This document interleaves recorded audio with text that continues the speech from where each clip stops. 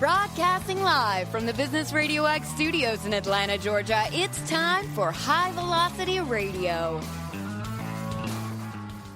Welcome to the High Velocity Radio Show, where we celebrate top performers producing better results in less time. Stone Payton here with you this afternoon, and you are in for a real treat. Please join me in welcoming to the broadcast Mr. Speaker Vincent T. Edwards. Good afternoon, sir. Good afternoon, Stone. How are you doing? I am doing just wonderfully. I have so been looking forward to having this conversation, and I know that our listeners are going to enjoy this as well. As we get started, could you give us a little bit of an overview of mission, purpose? What is Mr. Speaker out there trying to do for folks? I'm out there trying to help people just realize their purpose and understand that, in order to succeed in life, you don't have to conform. You have to know what your purpose is and be willing to have a different mindset, be willing to put in the work to get to where you want to go. Those individuals who really want to change where they are right now. That's my mission, to help people accomplish that.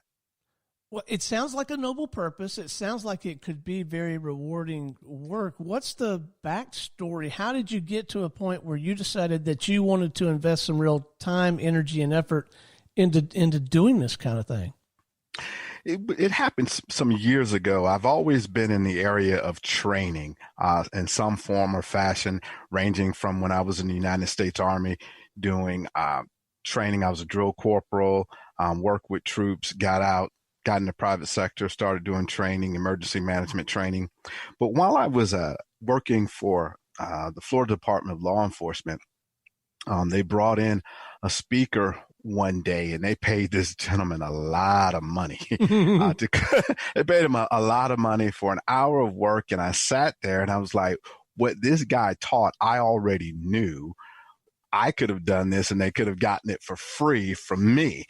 And it was like, okay, if he's doing this and making a living at it, it could be viable. It's something that I think I could do. And then when I actually found out how much he actually made for an hour's worth of work, and I'm like, whoa, this is knowledge. So that really sparked my interest and pushed me and gave me the motivation to go ahead and to begin to put everything together. Now, it didn't happen overnight. There's a process that you have to go through, putting your material together, getting out there, doing free talks, getting to know people, building those relationships. But that's what got me started. I was like, okay, I've got a wealth of knowledge that if I would have had when I was younger, it would have benefited me. And I think a lot of people could benefit from the things that I have. So that's what kicked me off. Well, I'm interested, and I know many of our listeners will be as well. How does the whole sales and marketing thing work for a guy like you, a person who they're selling something intangible, right? They're selling ideas, and they're selling their speaking services, and I don't know, maybe consulting services. So how does that whole sales and marketing thing look like? What does that look like for you? Well, it's all about relationships first and foremost, and then getting referrals from people who've actually seen you in action. So a lot of times what I do is I just offer people an opportunity. Hey, this is what I can do for your organization. How about you allow me to come in and do a 1-hour presentation? And if you get good feedback, good results, then I can probably come in and do something else if that's what you like. So first is basically giving them something that they can see, something tangible, something that I can either work with them on or their staff. For example, something as easy as communication skills or how to become more effective. Give them a 1-hour, like a lunch and learn type seminar. And if they walk away with something good, then let's sit down and let's put together a strategy on how I can come in and help your entire staff. Well, you make a good point there, because my experience has been there's no sales tool that is as effective as doing good work, right? That's correct. Yeah. That's a marvelous sales tool. Yeah. I'll go old school on you. As my grandmother would say, let the works I've done speak for me. I like that. And I'm sure I would like your grandmother, but this mindset of yours, I think is pretty consistent with other seasoned, successful people in your arena. They really do have kind of a serve first, impact first mindset, don't they? Yes, they do. And for me, it comes from my background and who I am at the very core. Everything that I do, my interactions with people, is based on a Christian worldview. Now, for those people that are listening, am I going to come to your organization and proselytize? No, I teach on soft skills, but my core values are such that I believe in helping people. With the many roles that I have, it's all about things that will do to help people. I value time. I'm deeply grounded in Christian worldview, and I truly desire to help people. So what are you finding even now? I've got to believe sometimes there are some parts of the work that are a bit of a challenge or maybe a little bit frustrating. What do you find at this point in your career is the most challenging for the Mr. Speaker business? Well, right now, I mean, in the midst of the pandemic, the challenge is switching from a face-to-face environment to doing things virtually. Because that's what, most speakers are usually in front of hundreds or literally thousands of people interacting with them. And overnight, that model has changed. And so now, how do you switch to a virtual platform if you have not been doing things in that manner before? That's challenging. Another challenging thing is, consistently providing a good, solid, sound message, being able to go to the same audience with different material that will benefit them. Because anybody can craft one speech and travel around to 100,000 places and do the same speech. Right. But what you want to be able to do is to consistently add value to those people that come back to you. So that's a challenge. Well, that's a great segue for us, because I wanted to ask about the breadth and the scope of your services. So is it all speaking, or do you do workshops, consulting, other types of things as well?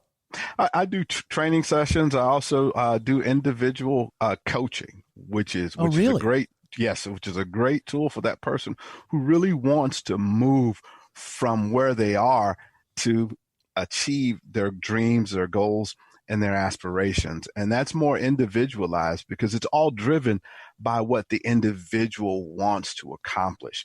Because a lot of people look at coaching from the aspect of, well, I'm going to tell you what to do. I'm going to tell you how to do that. Coaches is more leading and guiding people to where they need to be. Okay, so I've got a couple of questions to ask about coaching. I find myself in a coaching role, and a little bit more and more these days. I actually have a couple of what I'll refer to as external clients whom I'm coaching on some high velocity selling skills, and we have a high velocity selling simulator and all that. But most of my coaching is internal. By that, I mean the other studio partners in the Business Radio X system.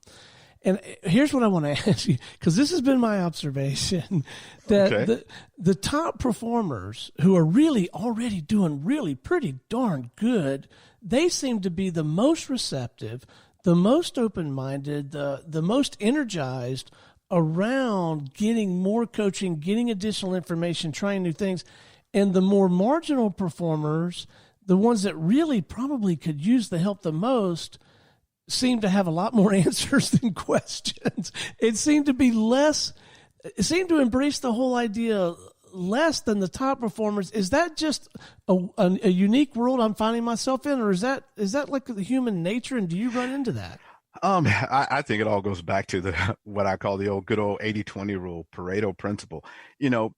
Only 20% of the people, they will realize the benefit of being coached. I mean, when you look at your top athletes in the world, they have coaches because they realize the benefit. They understand the value added, because it's like, I can't see myself, but someone else can see me, because I can't see myself because I'm in the picture frame. And so a coach helps you to realize where you are and ask you questions to get you to start thinking so you can formalize solutions to get to that next level. The difference is the people who want coaching and receive it understand the value. That is the biggest difference. Understanding the value, seeing the worth in it. It's like two people could look at two different things and see it totally different based upon how they value it. I'm probably overstating it, and I was having a very similar conversation the other day, just out on the deck the other evening. But I honestly believe if somehow, some way, LeBron James, the basketball player, if he really thought that there was a little something Stone Payton could help him with, I think he'd hop on his plane or a plane and get down here. He would be open-minded to it. And I think those people at the very top of their game, they need and want coaching. They go find the best in the business, and they avail themselves to that input, don't they? They do. And it boils down to one of the things I often talk about is purpose planning and performing. Those individuals have realized their purpose. And once an individual realizes their purpose and then it becomes their passion, they do whatever they need to do to get better at it. Those people who don't value coaching, maybe they're not even in the right career, not even in the right field, because they don't have that burning internal desire to do it. It's all about purpose. Because I tell you, once you find your purpose, and you really understand it, nothing can really take you away from it. You may fall, you may have failures, but you'll get back up. You'll eat, sleep, and dream it. And you look at those top athletes, they let nothing get in their way. That's right. And let's go back to reality for a moment. I have no business coaching LeBron James. And LeBron, stay where you are. I got nothing for you, man. Well, what if he wanted to get better in radio? You know what? If LeBron wanted to learn how to leverage this platform to meet hard-to-reach people, establish credibility and authority, and genuinely serve his local business community, then I know a lot about that. So, what I was going to kind of move to is you're out there speaking on some very important topics. Did you go out and get formal credentials? Is it because of your experience in the Army, or is it both? I'm politely trying to ask you, what gives you the right to go out and speak and qualifies you to be an expert? That's my question.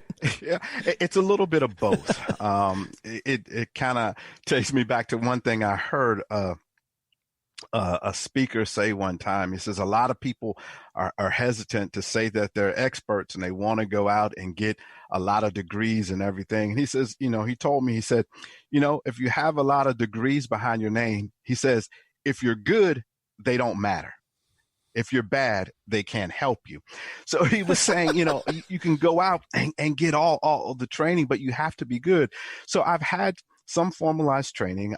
I'm a John Maxwell Certified Speaker, trainer and coach, but it really is all about my history, my background. I'm working in the hotel and restaurant industry. My first job was a dishwasher. I worked in the private sector, life insurance, financial services industry, state, city government, the military. I was an AAU Pop Warner coach, being married for 26 years, and in my career, I've held a variety of positions from HR to training and development leader, administration. So all of that experience has taught me a lot about people, processes, political savviness, and it taught me how to effectively communicate with and relate to people from all, walks of life and backgrounds. And the beauty of it is, being a speaker, being a teacher, I grasp information, but the one thing that has helped me was it taught me how to make the complex simple, easy, and easily digestible. And that's, what qualifies me to be an expert, because I can talk to people with a military background, understanding it because I've been in war. I was in the Gulf War. I understand what it means to come back home, being depressed, having injuries. I'm a disabled vet. I can talk to people about running their business and operations from a hotel and restaurant perspective because I work for Ponderosa, Waffle House, Steak Canal, state government, understanding the nuances there, having various positions there, understanding the politics of it all, but basically understanding that in order for work to get done, it's comprised of two things: people and processes. And when they understand their purpose, regardless of wherever it is, they understand their purpose, they do a little bit of planning, and they perform, everything will work out right. Okay, well, if we haven't learned anything else from this conversation, we've learned that you can't hold down a job.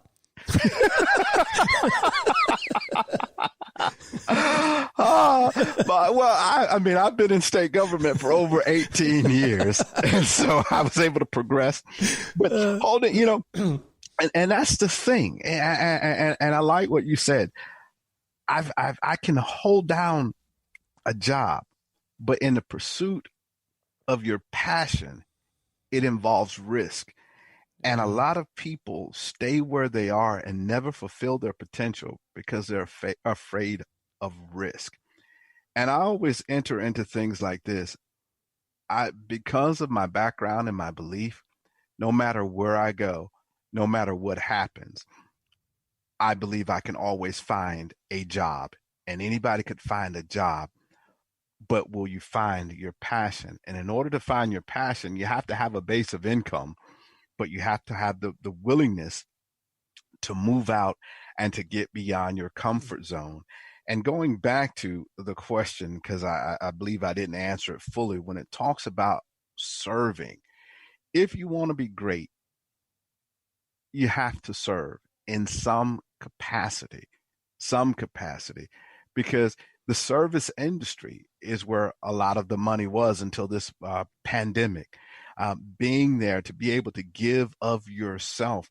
And because I tell you, I come from a Christian worldview, Jesus himself said the greatest of you would be the one who serves. And when you truly understand service, that means giving of yourself to someone to make them better. That's powerful. So I would love to share some tips with our listeners, if you have any, when it comes to this idea of engaging a coach or a mentor, or getting involved in some sort of course of study to further your own personal development in pursuit of your passion and your purpose. I think a lot of us, and me included, even though I'm kind of in this arena a little bit, I don't know that I'm very well equipped to properly shop for a mentor or a coach. I'm not sure that I even know, what questions to ask, what red flags to look out for. Any counsel on that front? When you're looking for a mentor, one of the things I do is look at who's doing what you want to do. And not only who's doing what you want to do, but who's doing what you want to do well. That's the first thing.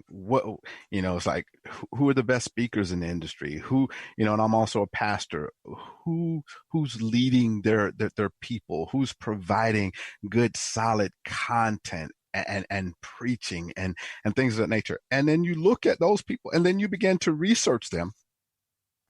And then you look at yourself and say, okay, and you don't want to compare yourself to them, because comparison is something that'll kill you every time. What you want to do is look at, okay, what level have they attained? What level have they achieved? What knowledge do they have that you are lacking that could benefit you? And then you begin to ask those questions. How did you learn about this? How did you learn how to do these things? And I'll use myself for an example. I have 3 coaches, and really? One is you have 3 coaches.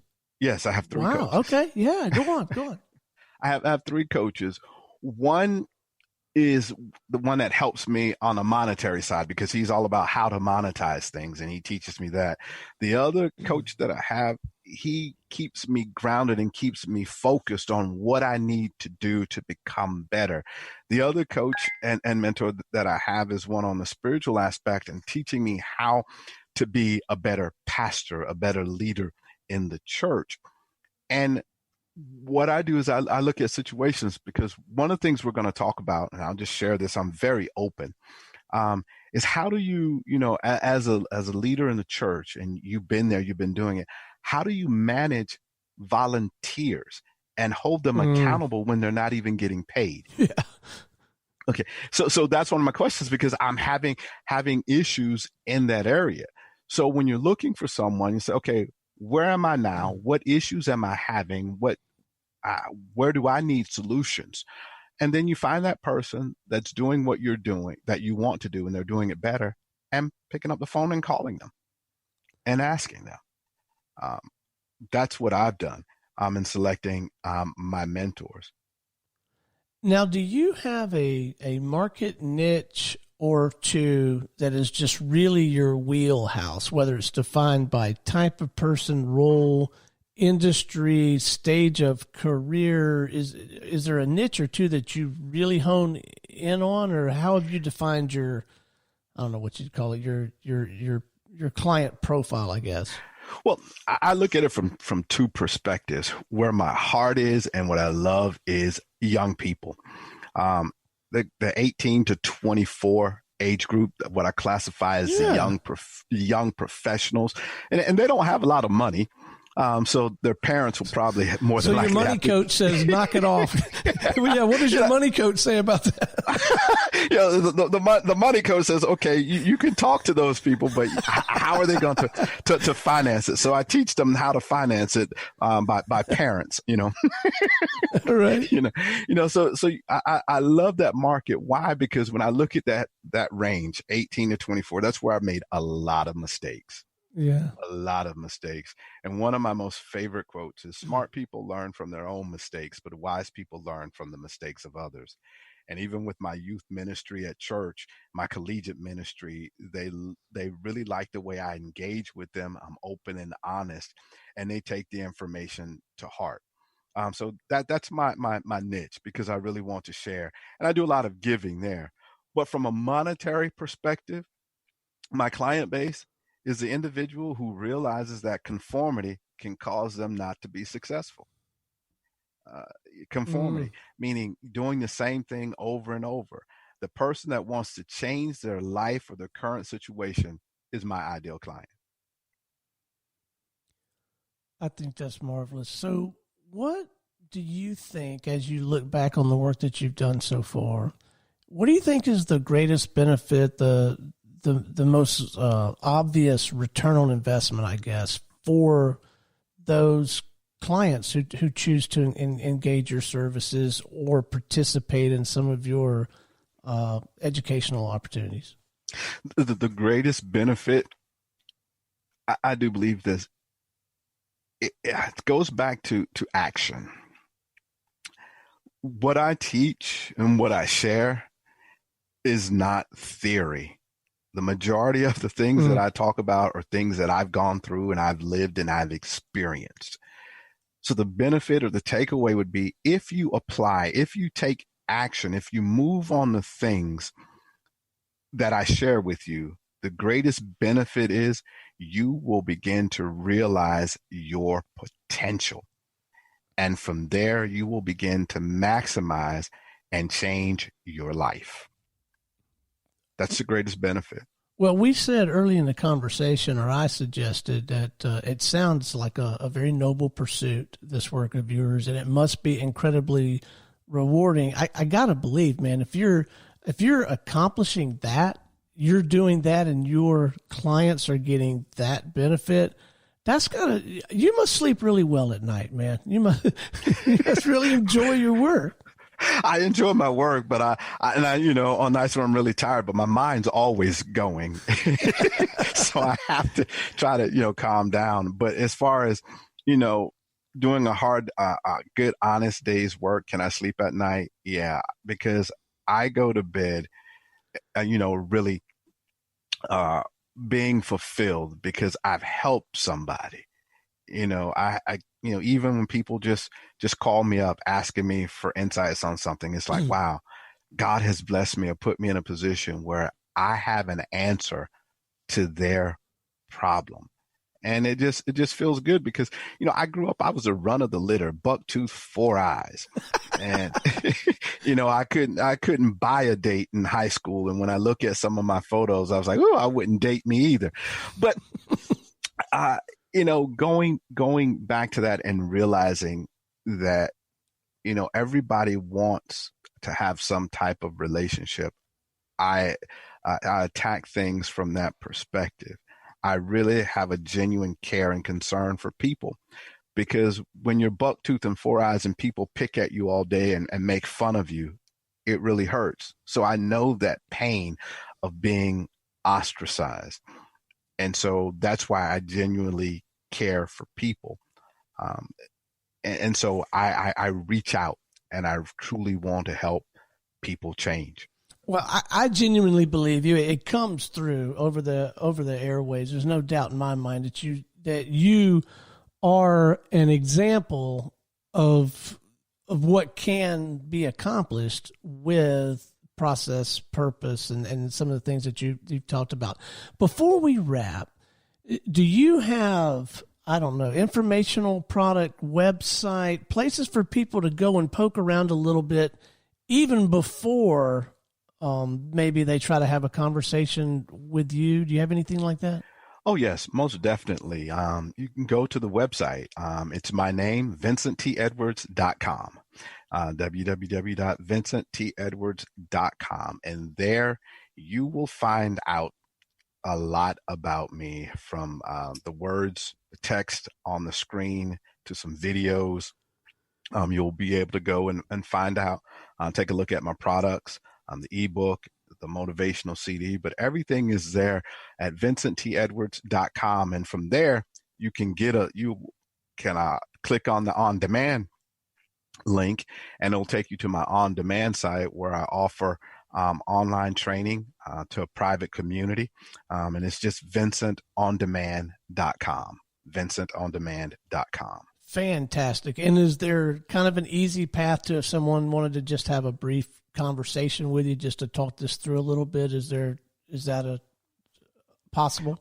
Oh, yes. It's definitely possible. You can just send me an email at Mr. Speaker at VincentTEdwards.com, Mr. Speaker at VincentTEdwards.com, or on my website. You can go to the contact page and fill out a little form there, and it'll get to me, and I'll be happy to talk with you. Well, Mr. Speaker, Vincent T. Edwards, it has been an absolute delight having you on the show this afternoon. Thank you so much for sharing your story and helping us educate and inform our listeners. Oh, it's been a pleasure. Thank you for having me on your show and feeling that my content was worthy of your listeners. Absolutely my pleasure. All right, until next time, this is Stone Payton for our guest today, Mr. Speaker, Vincent T. Edwards, and everyone here at the Business Radio X family, saying we'll see you in the fast lane.